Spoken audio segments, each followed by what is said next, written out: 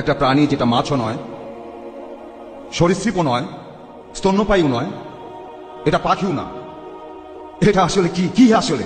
প্রাণীটা দেখে আমি আল্লাহর প্রশংসা করেছি, কারণ কোরআন বলছে যখন এমন অসাধারণ কিছু দেখবে তখন তুমি বলবে ফাতাবারাকাল্লাহু আহসানুল খালিকিন।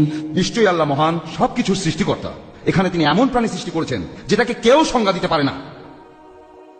এদেশেই আছে, সেটা আপনাদের আশেপাশে আছে। এই প্রাণীটা কি?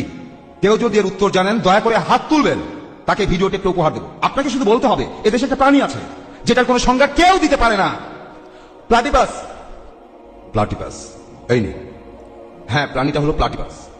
আপনারা জানেন এটার ঠোঁট হলো হাঁসের মতো, দেখতে অনেকটা হাঁসের মতো। এটা ডিম পারে একটা পাখির মতো, কিন্তু এটা পানিতে থাকে একটা মাছের মতো। আর এটা তার বাচ্চাকে দুধ খাওয়ায়। তাহলে এটা একটা স্তন্যপায়ী, এটা তার বাচ্চাকে দুধ খাওয়ায়। এটা কি মাছ নাকি পাখি নাকি এটা স্তন্যপায়ী? এটা আসলে কি? বিজ্ঞানীরা এই প্রাণীটিকে কোনো সংজ্ঞা দিতে পারে। আর আমি এটাকে দেখতে পারার জন্য আল্লাহকে ধন্যবাদ জানাই। আর অনেক কিছু দেখেছি আপনাদের চিড়িয়াখানায়, আর প্রত্যেকবার বলেছি ফাতাবারাকাল্লাহু আহসানুল খালিকিন। নিশ্চয়ই আল্লাহ মহান, সবকিছু সৃষ্টিকর্তা। ফাতাবারাকাল্লাহু আহসানুল খালিকিন। নিশ্চয়ই আল্লাহ মহান, সবকিছু সৃষ্টিকর্তা।